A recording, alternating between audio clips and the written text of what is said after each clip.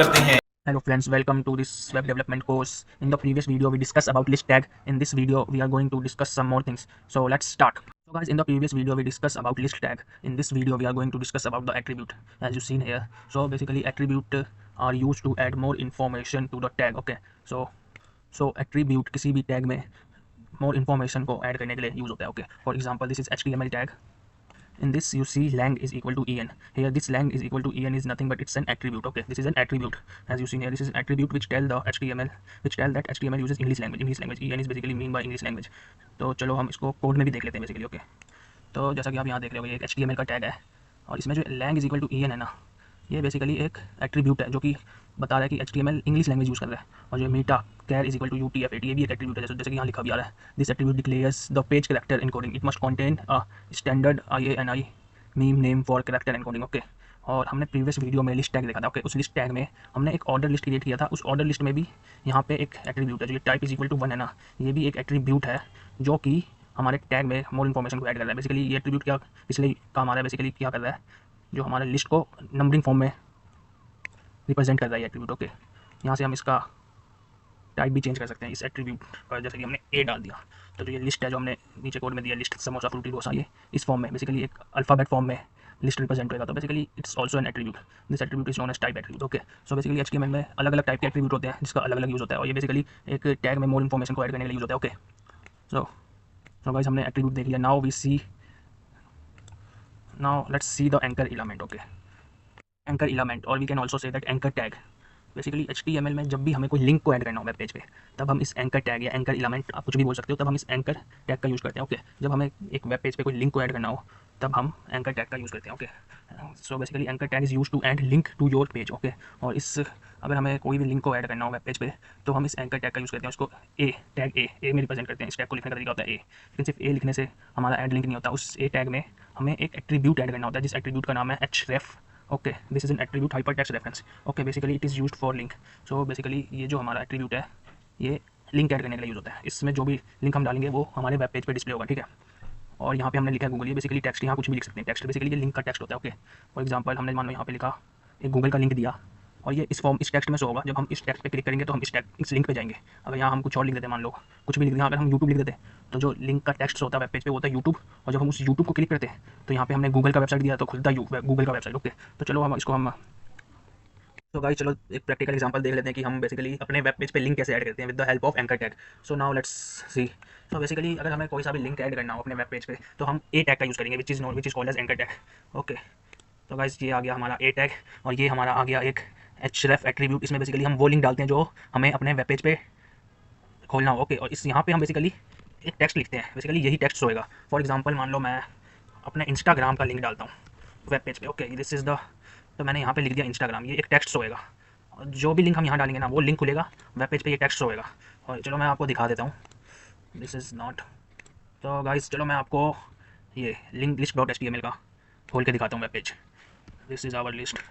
तो गाइस ये देखो, ये मैंने एक, अरे यार माउस काम नहीं करता. तो गाइस मैंने एंकर टैग से पेज इंस्पेक्टर का दिखाता हूँ. ये मैंने एंकर टैग में यहाँ पे इंस्टाग्राम लिख दिया, लेकिन इस href एट्रीब्यूट में कोई लिंक नहीं डाला बेसिकली. तो ये बस एक टेक्स्ट हो रहा है लेकिन कोई लिंक नहीं है. तो देखो मैं इसको खोलूँगा तो क्या होएगा, क्लिक करना कुछ हो ही नहीं रहा, नहीं हो रहा ना कुछ, क्योंकि इसमें कोई लिंक नहीं है. तो चलो कोई लिंक डाल लेते हैं हम अपने यहाँ पे कोई लिंक डाल लेते हैं. तो चलो यहाँ पे मैं अपने इंस्टाग्राम का कोई लिंक इंस्टा नहीं, चलो कोई दूसरा लिंक डालता हूँ. मान लो मैं डाल देता हूँ क्रोम का लिंक. ओके, तो क्रोम का लिंक डालने के लिए मुझे सबसे पहले यहाँ पे जाके इस क्रोम के लिंक को ऐसे यहाँ से कॉपी पेस्ट करना होगा. जैसे मैंने किया कॉपी, देन मैंने यहाँ पे कर दिया पेस्ट. ओके, ये मैंने कर दिया पेस्ट और यहाँ पे लिंक का जो टेक्स्ट होगा वो होगा लेकिन इंस्टाग्राम, लेकिन जो लिंक खुलेगा वो क्रोम का खुलेगा. तो खुलेगा, चलो देख लेते हैं. Okay, now we refresh. ये इंस्टाग्राम का टेक्स्ट पे अगर हम क्लिक करेंगे तो हमारा क्रोम का लिंक खुलेगा बेसिकली, क्रोम का, क्योंकि यहाँ पे मैंने क्रोम का डाला है टेक्स्ट लेकिन इंस्टाग्राम का शो रहा है. ठीक है, तो ये देखो गाइस ये खुल गया क्रोम का लिंक. ओके, तो गाइस यहाँ पे चलो मैं अपने इंस्टाग्राम का लिंक डाल देता हूँ क्रोम की जगह, अपने इंस्टा का ही लिंक डाल देता हूँ. तो गाइस चलो मैं अपने इंस्टा का लिंक डाल देता हूँ यहाँ पे. ओके, तो गाइस चलो मैं अपने इंस्टा का लिंक डाल देता हूँ. This is my Instagram. No, अपने इंस्टा का नहीं, बेसिकली मैं ये गूगल सर्च इंस्टा का लिंक डाल देता हूँ. ओके, सो गाइस चलो मैं यहाँ पे जो मैंने कॉपी किया था उसको पेस्ट कर दिया मैंने. ये बहुत बड़ा सा लिंक हो गया. अब चलो गाइस हम उसको खोलते हैं. ओके, अब हम इसको खोलेंगे तो basically file could not be access में भी शायद मैंने लिंक को कॉपी करने में कुछ गलत कर दिया होगा. तो चलो गाइस अब सही से एक बार कॉपी करके अपने इंस्टा का लिंक डाल ही देता हूँ। ओके तो guys this is my insta ID, इसका मैंने लिंक कॉपी किया। Oh man, copy then what I have to do, इसको हटा के, एक्चुअली मेरा माउस वर्क नहीं कर रहा है ना, इसलिए थोड़ा प्रॉब्लम हो रहा है। तो चलो गाइस इसको मैं कर देता हूँ पेस्ट। अब मैंने अपने इंस्टा की का लिंक यहाँ डाल दिया है। अब देखो अब क्या खुलता है। अब इसको करता हूँ मैं रिफ्रेश। अब मैं जब इस टेक्स्ट पे जो इंस्टाग्राम का जो मैंने टेक्स्ट लिखा, जब मैं इस पर क्लिक करूँगा तो बेसिकली इंस्टाग्राम की आईडी खुलेगी मेरी। ये देखो खुला ना।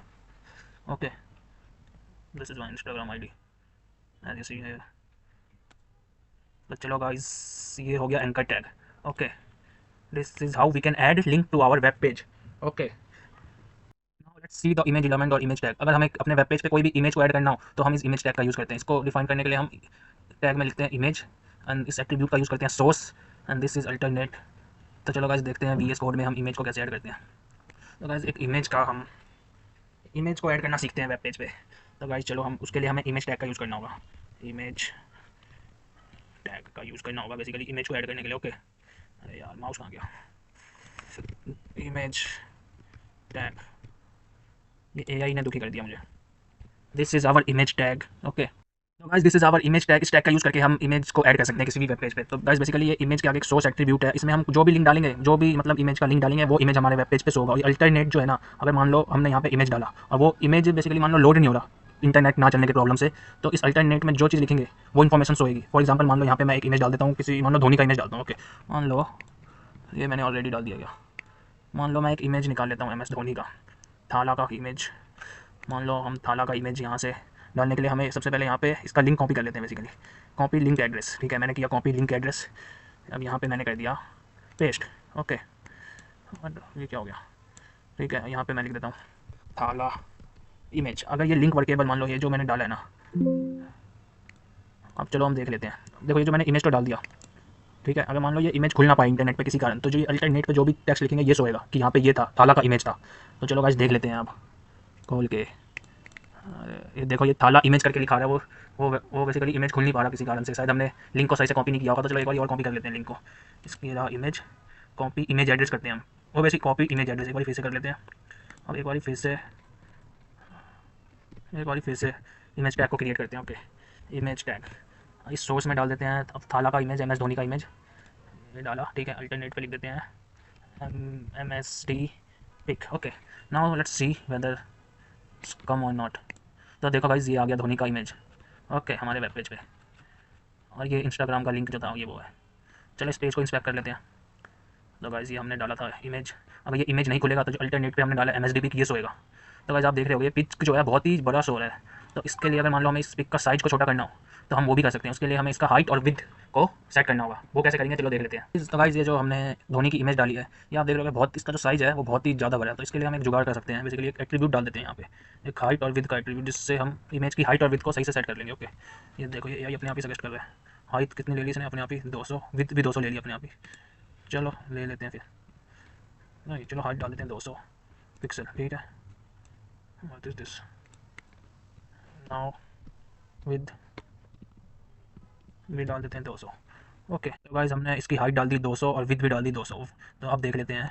देखो गाइस अब पिक्चर्स छोटा हो गया। तो बेसिकली हमें अगर किसी भी वेब पेज पे इमेज को ऐड करना तो उसके लिए हम इमेज टैग को यूज़ करेंगे, और इमेज टैग में हम हाइट और विथ एट्रीब्यूट को यूज़ करके उसकी हाइट को मेंटेन कर सकते हैं। और अगर हमें किसी भी वेब पेज पे किसी लिंक को ऐड करना हो तो हम एक एंकर टैग का यूज़ करेंगे, ए टैग का, जैसा कि ये शो है। ओके तो गाइस ये देख रहे हो आप, कुछ और चीज़ दिखाता हूँ मैं आपको। ये रहा हमारा एंकर टैग, ये रहा हमारा image tag. Okay anchor tag basically एक लिंक को ऐड करने के लिए यूज़ होता है वेब पेज पे। इमेज टैग बेसिकली इमेज को ऐड करने के लिए यूज़ होता है। तो अब इसके बीच में हम, इन दोनों टैग के बीच में हम एक BR टैग लगा देते हैं। BR टैग बेसिकली क्या होता है, use to add next line, basically एक लाइन ब्रेक के लिए यूज़ होता है वेब पेज पे। अब देखो अब कैसा दिखेगा, रिफ्रेश किया इंस्टाग्राम के नीचे आ रहा है। तो पहले कैसा आ रहा था, अब देखो BR टैग को अगर हम हटा दें तो कैसा आएगा तब देखना तुम। तो ये कुछ इस तरीके का दिख रहा है। तो हमें वेब पेज पे एक न्यू लाइन को ऐड करना हो तो हम BR टैग का यूज़ करते हैं। ओके BR टैग, और भी कुछ टैग होते हैं, एक बोल्ड टैग, इटैलिक। मान लो हमने जैसे इस लिस्ट टैग में HTML में कुछ और टैग होते हैं, मान लो हमें किसी टेक्स्ट को बोल्ड करना हो तो उसके लिए हम यूज़ करेंगे बोल्ड टैग का। बेसिकली उसको रिप्रेजेंट करते हैं बी से। मान लो जो लिस्ट में एप्पल लिखा हुआ है, मान लो इस एप्पल जो टेक्स्ट लिखा है इसको बोल्ड करना है तो इसके लिए हम एक बी टैग का यूज़ करेंगे, b tag. This is b tag. हम इस एप्पल को हम क्या करते हैं, इस बी टैग में डाल देते हैं। एप्पल जो टेक्स्ट था उसको हमने डाल दिया बी टैग में। बी टैग बेसिकली क्या होता है, किसी भी टेक्स्ट को बोल्ड करने के लिए यूज़ होता है, ठीक है। अब मान लो किसी भी टेक्स्ट को अंडरलाइन करना हो तो उसके लिए हम यूज़ करते हैं u tag, u tag, u tag, u tag. We use u tag to underline any text. अब ये हमारा बन गया यू टैग। यू टैग का एक ओपनिंग टैग होता है एज यू सी है, और एक क्लोजिंग टैग होता है। ये क्लोजिंग टैग है, ये है ओपनिंग टैग। और बोल्ड टैग का भी एक ओपनिंग टैग होता है, एक क्लोजिंग टैग होता है, ठीक है। और ये जो यू है ये अंडरलाइन टैग है, और जो ये बी है ये बोल्ड टैग है। ये बेसिकली टेक्स्ट को बोल्ड कर देता है, और जो ये यू टैग है ना ये बेसिकली टेक्स्ट को अंडरलाइन कर देता है। तो चलो आप इस यू टैग में हम डाल देते हैं बनाना को। इस यू टैग में टेक्स्ट डाल देते हैं बनाना। आप देखो आप आउटपुट, ये देखो एप्पल हमारा बोल्ड में आ गया, बनाना अंडरलाइन में आ गया। Okay, with the help of bold tag and underline tag. एक बार इंस्पेक्ट करके देख लेते हैं कोड को।